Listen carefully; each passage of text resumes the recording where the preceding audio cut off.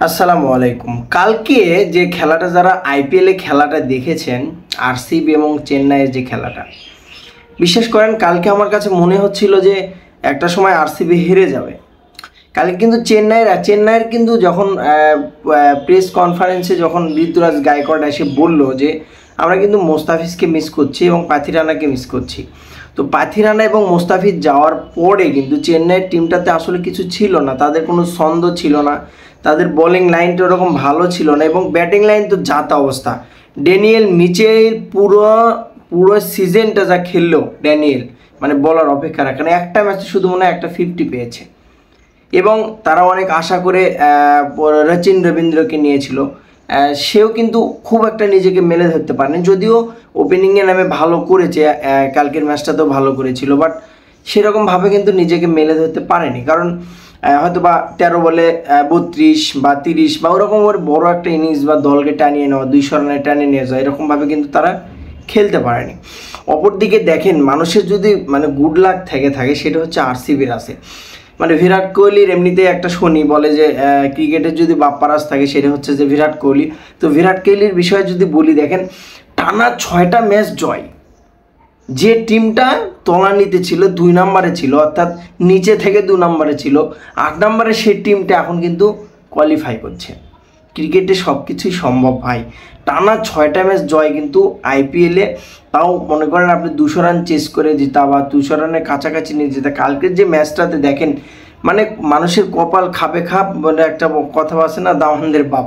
তো বিষয় যেটা, কালকে কিন্তু 218 রানই করেছে কিন্তু কালকে কিন্তু রয়্যাল চ্যালেঞ্জার ব্যাঙ্গালোর যদি কালকে 200 নিচে রান করতো, সেই রানটা যদি মনে করেন কোনোভাবে নাও জিত, কালকে যদি চেন্নাই 201 রানও করতো, চেন্নাই যদি কালকে 201 রানও করতো, তাও কিন্তু চেন্নাই কোয়ালিফাই করতে পারে।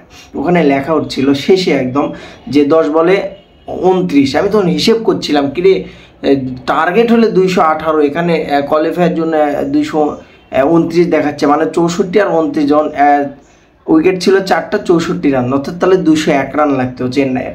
সেটা কিন্তু করতে পারেনি। আর 200 রান করার মতো তাদের ব্যাটিং অ্যাবিলিটিতে নাই, সত্য কথা। তার ভিতর কাল ঋতুরাজ খেলতে পারেনি, যদিও ধোনি একটু খেলার চেষ্টা করেছিল, বাট ওরকমভাবে নিজেকে মেলে ধরতে পারে নাই।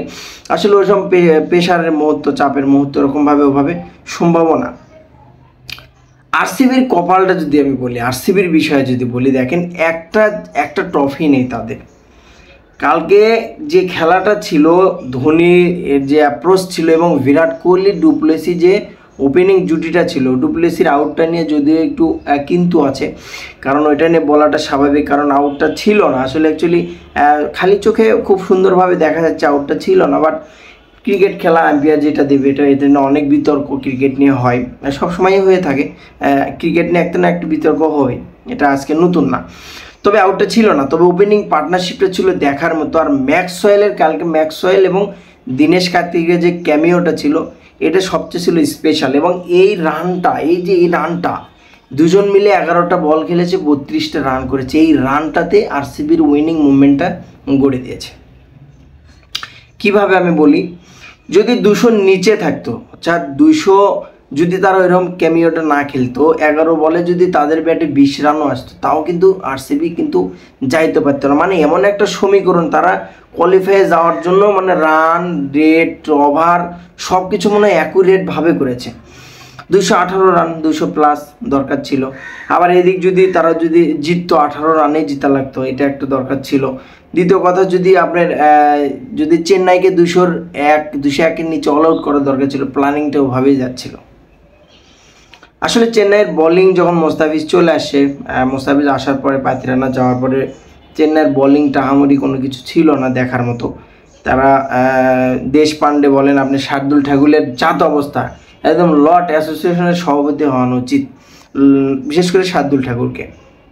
এত বাজে পারফরমেন্স, এবং কেকেআর শার্দুল ঠাকুরকে বের করে দিয়ে সবচেয়ে ভালো করেছে, তাকে ছাঁটাই করে দিয়ে যথেষ্ট ভালো করেছে এবং তার ফল কিন্তু পাচ্ছে। কেকেআর নাম্বার 1 টিম কিন্তু বর্তমানে।